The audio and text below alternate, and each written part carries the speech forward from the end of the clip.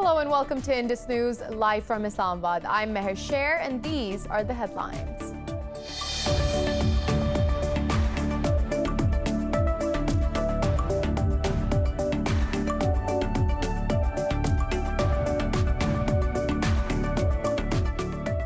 Pakistan's Prime Minister Imran Khan has proposed restructuring the public sector debt of developing countries. Khan was virtually addressing a key session of the United Nations Conference on Trade and Development. Khan said the world is facing a series of interlinked public health and economic crises. He said vulnerable countries have suffered the most due to the COVID-19 pandemic.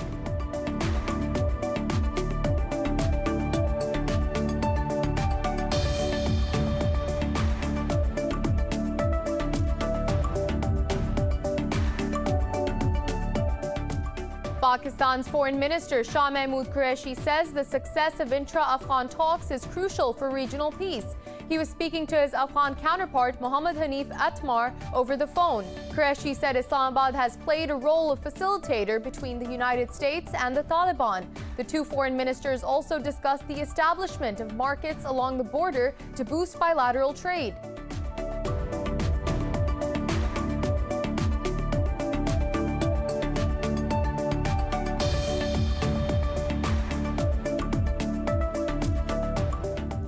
China says India must refrain from actions that might escalate the situation along their disputed Himalayan border. At a news briefing, a foreign ministry spokesperson said China is committed to upholding peace. This comes as the Indian Army says troops from both sides clashed in the border area of Sikkim.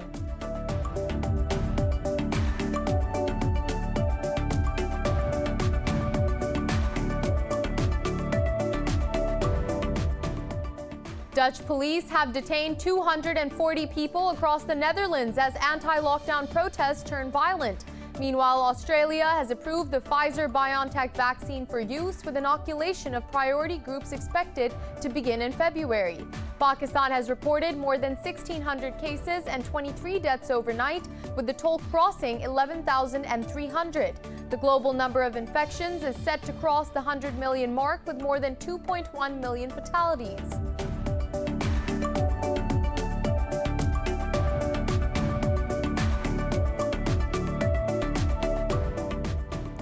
The death toll from Storm Eloise has risen to 13 after heavy rain caused destruction in parts of southern Africa. The storm has already displaced over 8,000 people, with thousands of homes wrecked or flooded.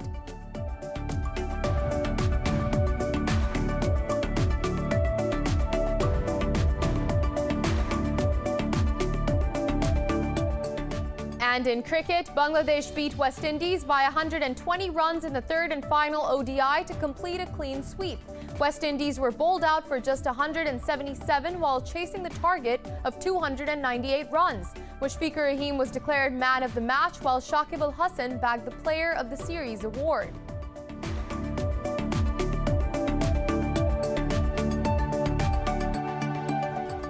Well, those were the headlines. More news in detail after a short break. Stay with us.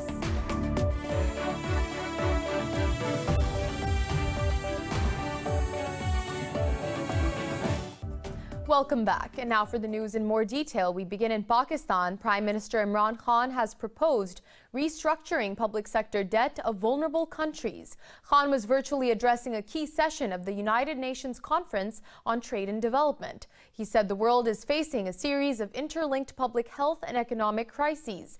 The Prime Minister added that vulnerable countries have suffered the most due to the COVID-19 pandemic. Khan gave 5 policy proposals for the world to build back better from the pandemic. He said these policy measures will save the lives and revive economies. Now, Pakistan's Foreign Minister Shah Mahmood Qureshi says the success of intra-Afghan talks is crucial for regional peace. He was speaking to his Afghan counterpart Mohammad Hanif Atmar over the phone. Qureshi said Islamabad has played a role of facilitator between the United States and the Taliban. The foreign minister said Pakistan has always wanted a peaceful and lasting solution to the Afghan issue. The two foreign ministers also discussed the establishment of markets along the border to boost bilateral trade. They also agreed to continue consultations for peace and stability in the region. Now, Pakistan's Army Chief General Qamar Javed Bajwa has called on Prime Minister Imran Khan in Islamabad. The Prime Minister's office said matters pertaining to national security were discussed in the meeting. Director General of the Inter-Services Intelligence Agency, Lieutenant General Faiz Hamid, also attended the meeting. Moving on, Kashmiris on both sides of the line of control and around the world will observe the Indian Republic Day as Black Day on the 26th of January. Kashmiri leaders say they seek to draw the international community's attention towards unlawful Indian occupation. In Azad Jammu and Kashmir, protest rallies and demonstrations will be held in all 10 districts on Tuesday. To mark the day, leaders of various political parties will lead a rally in Muzaffarabad. The protest aims to apprise the world of the continued brutalities and custodial killing of innocent Kashmiris. Kashmiri leaders say the demonstrations underline the unabated massive violations of human rights by Indian occupying forces. Moving on, in India, farm leaders have objected to the conditional permission for the January 26 tractor march by the Narendra Modi government. They say the BJP is trying to limit the march largely to the Haryana state. The farmers are set to have another round of meetings with the Delhi police today to discuss rally routes and time. Thousands of farmers are marching towards the national capital for the planned tractor rally on Indian Republic Day. Meanwhile, the leaders of Maharashtra ruling parties are likely to join a public rally by the farmers in Mumbai today. The agitation over new laws has entered its 61st day as the standoff between the government and the farmers continues. And China says India must refrain from actions that might escalate the situation along their disputed Himalayan border. At a news briefing, a foreign ministry spokesperson said China is committed to upholding peace. He advised New Delhi to work in the same direction as well. This comes after the Indian Army said troops from both sides clashed again in the border area of Sikkim.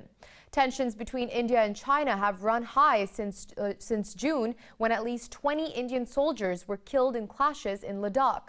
India's construction of a new road to a high-altitude airbase is seen as one of the main triggers for the encounter. And China says U.S. military actions in the South China Sea are not conducive for regional and global peace. This comes after a U.S. aircraft carrier group led by the USS Theodore Roosevelt sailed into the disputed waterway. In a press briefing, a Chinese foreign ministry spokesperson said Washington frequently sends aircraft and vessels to flex its muscles. Earlier, the U.S. Navy said the mission aimed to ensure freedoms of the seas. China has repeatedly complained about U.S. Navy ships getting close to its islands in the South China Sea. Now moving on, Iran has asked Indonesia to provide details about the seizure of an Iranian-flagged vessel. In a press conference, a foreign ministry spokesman said Iran's embassy in Indonesia is following up on the issue. He said the seizure was over a technical issue and it happens in shipping field. The response comes a day after Indonesia seized Iran and Panama-flagged tankers suspected of illegal oil transfer in its waters. Moving on, the United States and France have agreed to coordinate on the Iran nuclear deal. In a statement, the Élysée Palace says French President Emmanuel Macron and U.S. President Joe Biden spoke over a phone call. The statement added the two leaders also agreed on climate change and the fight against coronavirus pandemic. Meanwhile, a White House statement said Biden expressed his desire to strengthen bilateral ties. It said Biden emphasized his commitment to bolster transatlantic relations through NATO and the U.S.-EU partnership. The White House added that the leaders agreed to work on shared foreign policy priorities, including China, the Middle East, and Russia. The Yemeni government and Houthi rebels have started a new round of UN-brokered talks for a prisoner exchange. UN envoy to Yemen, Martin Griffiths, says the fifth meeting is being held in Jordan's capital city of Amman. In a statement, envoy Griffiths called on rivals to give priority to the release of sick and wounded prisoners. He also urged the parties to agree on names beyond this meeting's list to fulfill the Stockholm commitment to free all detainees. In October last year, the warring sides exchanged over 1,000 prisoners. Moving on, a Palestinian worker has died after choking on tear gas fired by Israeli troops in the occupied West Bank. Palestine's health ministry says Fouad Joudeh had a heart attack due to inhaling large amounts of toxic gas. It said 50 people were trying to cross a separation fence when the Israeli army attacked them. The ministry added that the Palestinians were going to their workplace after more than 20 days of unemployment. Israeli authorities have banned workers from entering the occupied lands without a permit. Turkey and Greece have opened their first direct talks over their Eastern Mediterranean standoff. Athens and Ankara have been at odds over energy exploitation and territorial rights in the disputed waters. The dialogue is taking place in the Turkish city of Istanbul after a 5-year hiatus. Retired Greek diplomat Pavlos Apostolidis and Turkish Deputy Foreign Minister Sedat Onal are leading the talks. Earlier, Greek Prime Minister Kyriakos Mitsotakis said Athens will join the negotiations with optimism and hope. The talks are informal and non-binding. Ankara says pirates who kidnapped Turkish crew members on a cargo ship off the Gulf of Guinea have not established any contact. Speaking to the media, Foreign Minister Mevlut Cavusoglu said Turkey remains in touch with the neighboring countries. In the Saturday pirate attack, 15 Turkish crew members were kidnapped while one Azerbaijani sailor was killed. The attack took place when the vessel was traveling from the Nigerian city of Lagos to Cape Town, South Africa. Cavusoglu said the incident is a lesson for both the countries and companies in the region to take the necessary measures. He added that the ship was clean when Turkish and Gabonese officials went on it to check. So far, there has been no word from the pirates yet. The necessary precautions have been taken for the security of the ship because our 4th captain and personnel are currently staying on the ship. The company also asked for this. The Gabon Defense Ministry especially provided additional personnel. It is being protected. Now, Germany has urged Russia to immediately release protesters arrested during rallies in support of Kremlin critic Alexei Navalny.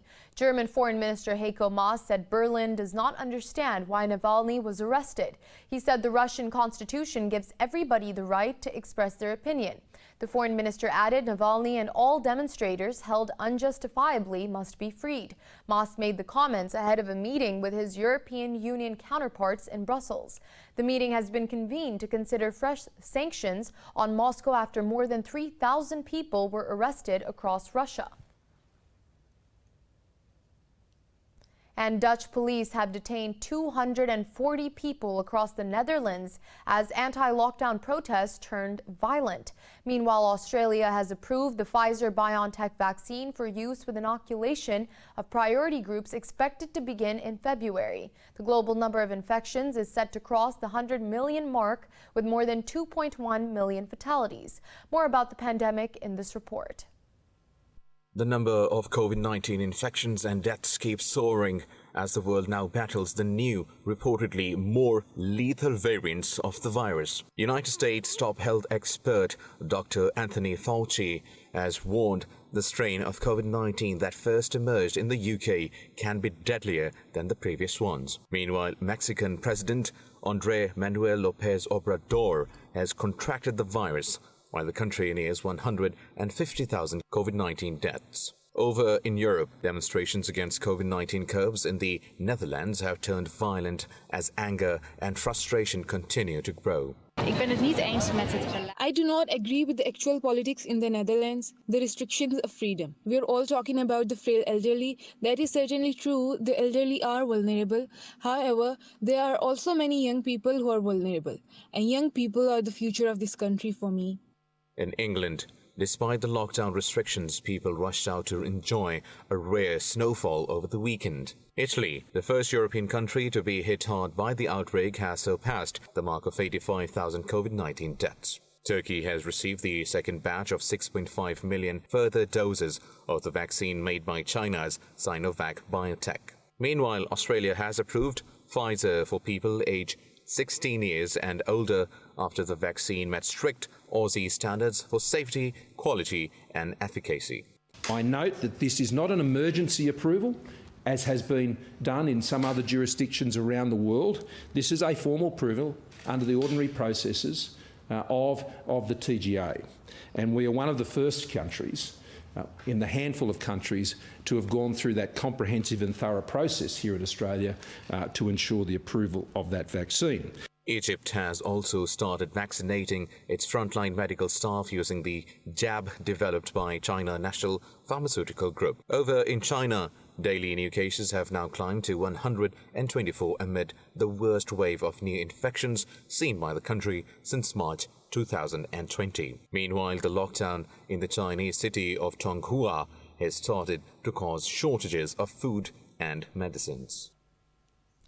Whereas in Pakistan, another 23 people have died from COVID-19 overnight, raising the toll to 11,318. The Health Ministry says 1,629 new infections were detected over the past 24 hours. The number of cases has risen to over 534,000, while nearly 489,000 have recovered. The ministry reports there are nearly 34,000 active cases across the country. It says out of these, more than 2,000 patients are in critical condition. And we'll be back with more news in detail after a short break. Stick around.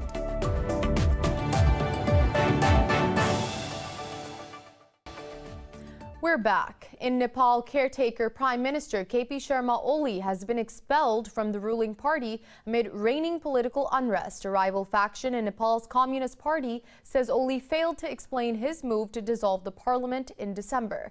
A faction spokesperson said Oli did not respond to a letter seeking an explanation. The spokesperson said the Central Committee of the party may take further disciplinary action against him. Oli remains in office despite being stripped of party membership.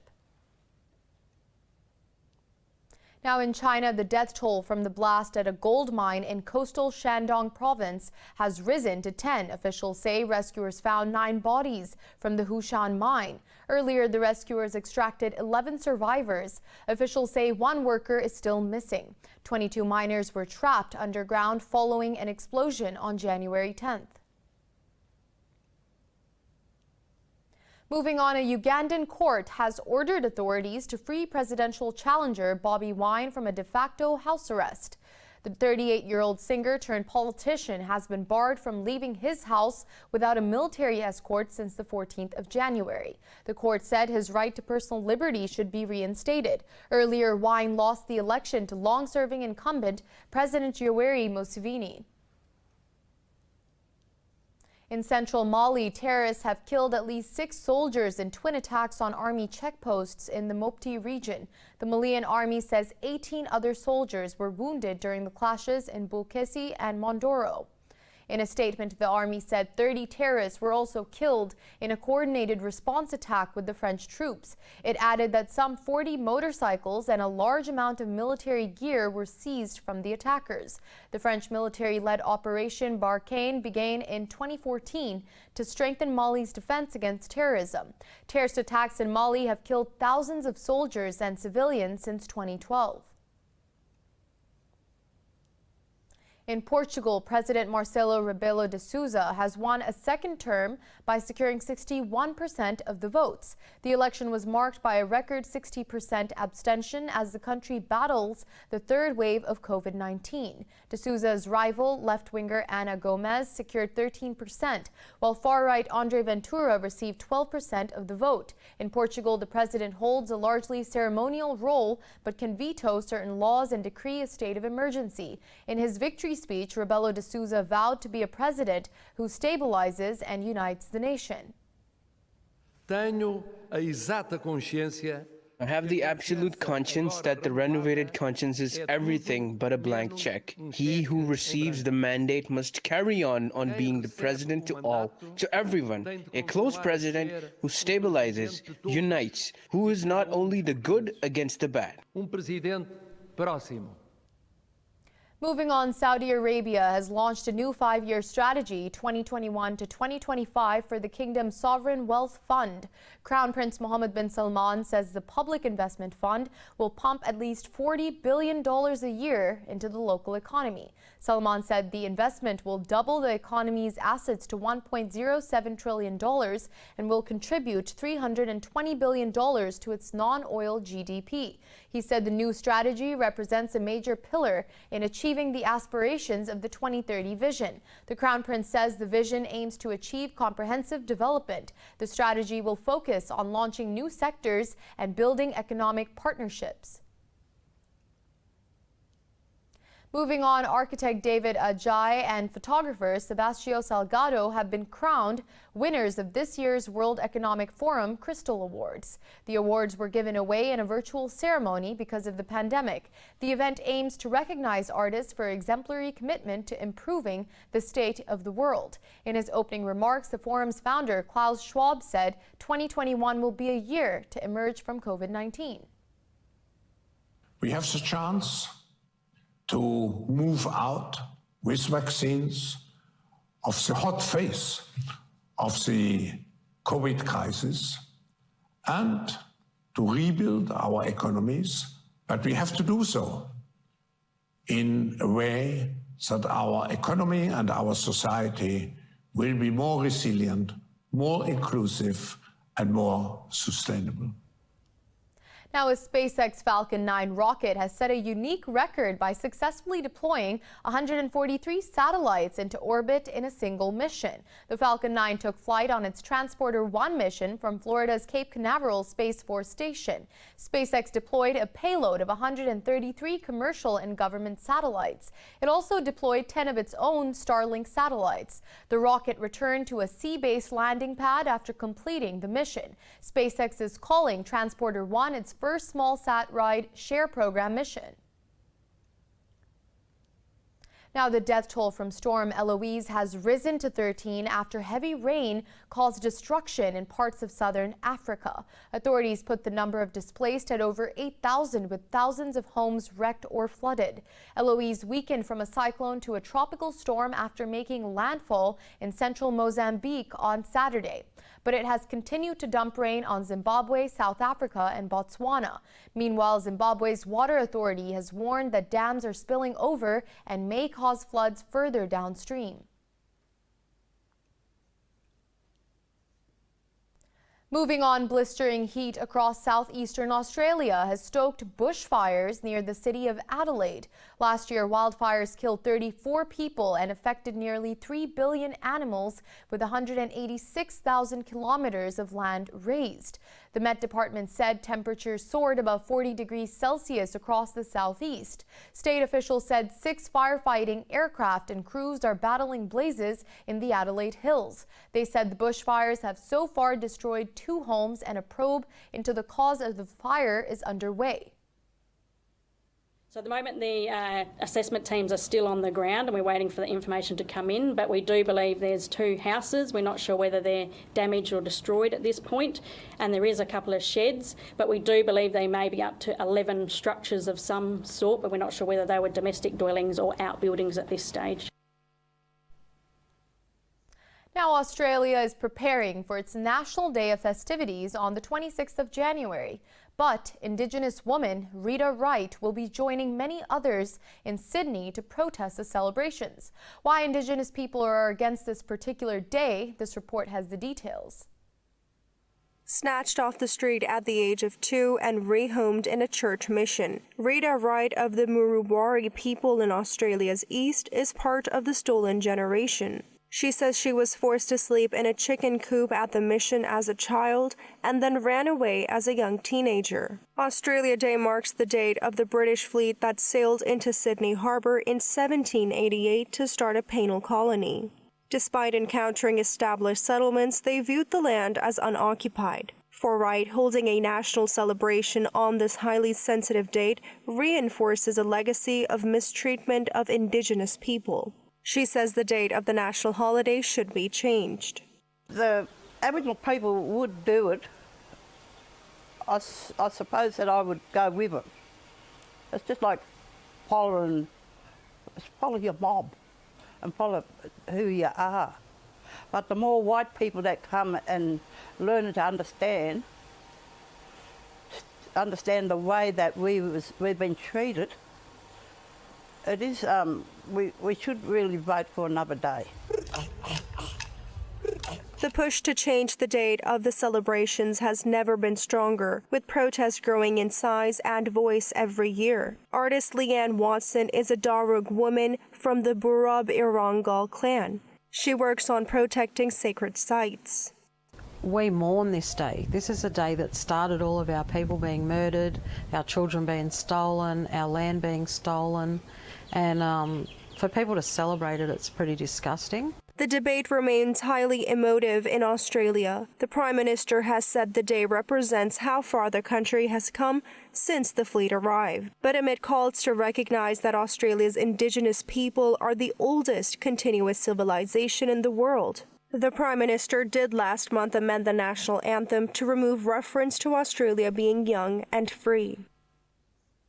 Sophia, the famous robot, says she hopes humans remember that viruses do not care about lines on the map. She is the star and brainchild of Hanson Robotics and was created to promote human-to-machine empathy and compassion.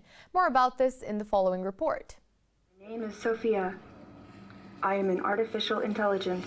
You might like to become an artificial intelligence. The cybernetic celebrity has made her fame across late-night shows. She appeared on the cover of fashion magazines as was appointed the United Nations' first non-human innovation champion. Sophia was also controversially given legal citizenship in Saudi Arabia in 2017. She can hold a conversation and display a range of emotional facial expressions among her many functions. You get sad, don't you?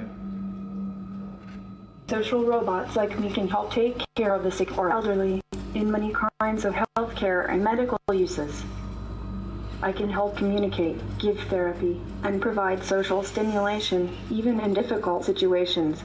Her creators are developing more functions for her. This includes the ability to take one's body temperature using a small thermal camera and leading aerobics exercises. Sophia has yet to hit the wide consumer market, but the Hong Kong-based team says 4 models, including Sophia, will start rolling out of factories by the first half of 2021.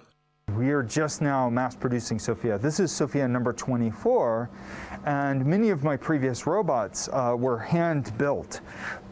However, now we have begun scaling the manufacturing of Sophia so we can make hundreds and into thousands of units of Sophia and use this also as the foundation for many other kinds of characters. The rise of the robots was already on course before the pandemic. International Federations of Robotics reported worldwide sales of professional service robots has already jumped 32% to $11.2 billion between 2018 and 2019. The skiing season kicks off after heavy snowfall pounded western Turkey last week. The event has given the feeling of reassurance and relaxation amid lockdown imposed by authorities to halt the spread of the pandemic. More details in this report.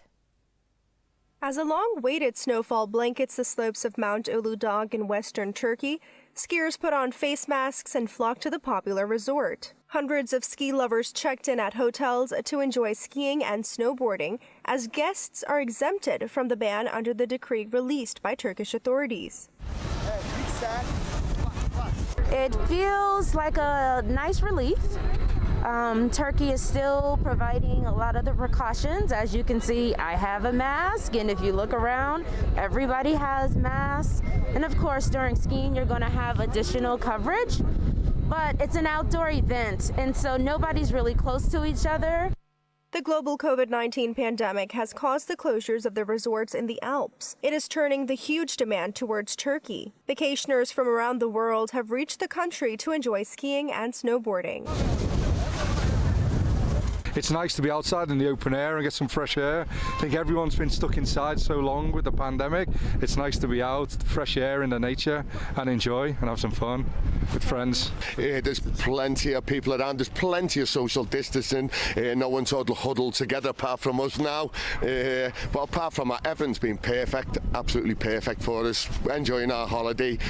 Turkey is facing a rise in COVID-19 cases over the past months, and the government has introduced a weekly curfew and weekend lockdown since December. Daily cases have dropped to around 6,000 in recent days, from a high of more than 33,000 in early December. We'll return with more stories after a short break. Stay with us.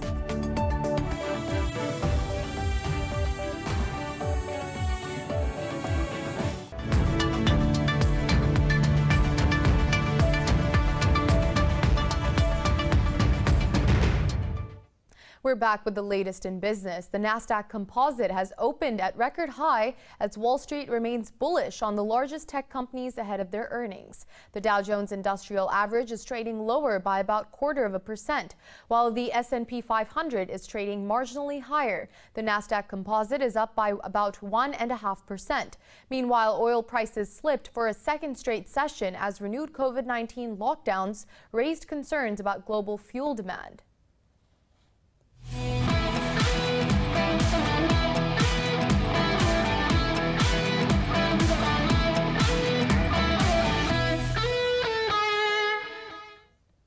Moving on to sports and starting off with cricket, South Africa are all set to play their first test in Pakistan since 2007 on Tuesday at Karachi's National Stadium. Led by Quinton de Kock, the Proteas have a stellar record against Pakistan, having lost only 4 out of 26 matches against them. But Pakistan skipper Babar Azam is undeterred by past records and says his team will give its best. This report has more.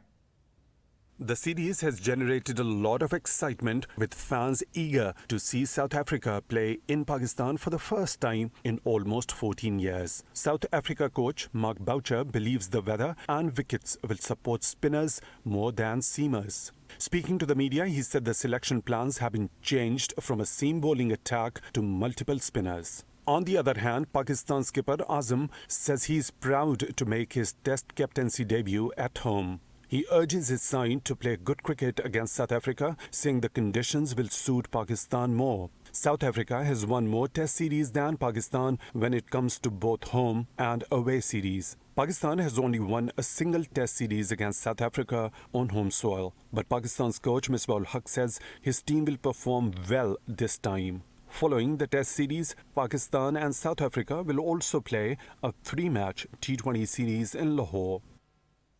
For more on this, we're being joined by cricket analyst Adnan Qureshi.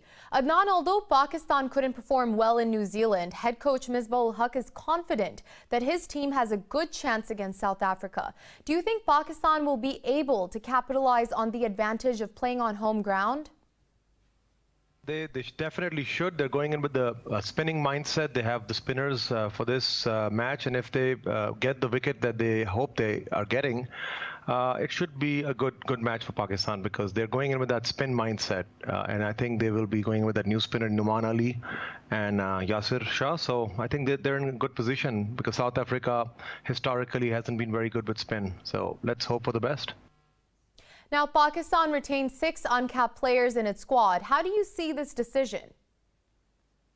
It's going to be tough for these new players, because South Africa is a very seasoned side, but this is their chance to prove their mettle. I hope they come out strong. Pakistan will be relying very strongly on Babar Azam once again, and they're hoping that he comes through. But it's going to be a test for these young players against a very good South African pace attack. I don't think they're going to really change much of their strategy. Rabada and these bowlers are really good. So I mean, it's going to be tough for these new Pakistan players. But this is their chance to shine, and I hope they'll come through. Adnan, Pakistan has only won a single Test series against South Africa on home soil. Do you think that the Proteas will have a psychological edge over Pakistan? Yeah, but Pakistan is also, I mean, the South Africans know very well that Pakistan is a very strong side at home. We've got the advantage in our favor. Babar Azam is back. That should really lift the morale of the Pakistan side.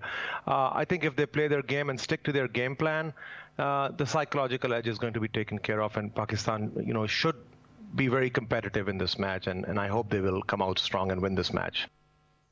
Thank you, Adnan Qureshi, for talking to Indus News. And now moving on, England beat Sri Lanka by 6 wickets in the second test in Galle to clean sweep the 2-match series. Skipper Joe Root was declared player of the match as well as series for his outstanding batting performance. England conceded a first innings deficit of 37 before completing a turnaround on a dramatic day in which 15 wickets fell. They cruised to the 164-run target after Sri Lanka collapsed to 126 all out in their second innings. After losing 4 early wickets, England opener Dom Sibley hit a half-century to guide his side to victory. The series win is England's 4th in a row, and they are also unbeaten in 10 successive tests under Joe Root's captaincy.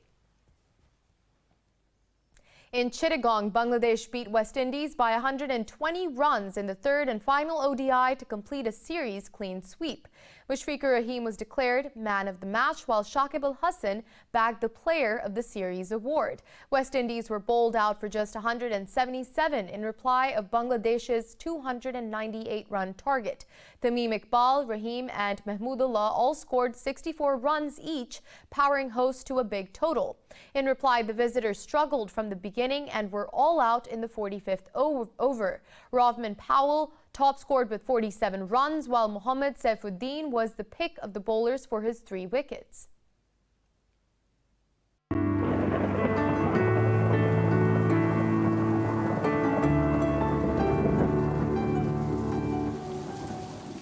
It's time now to take a look at the latest weather updates from around the world.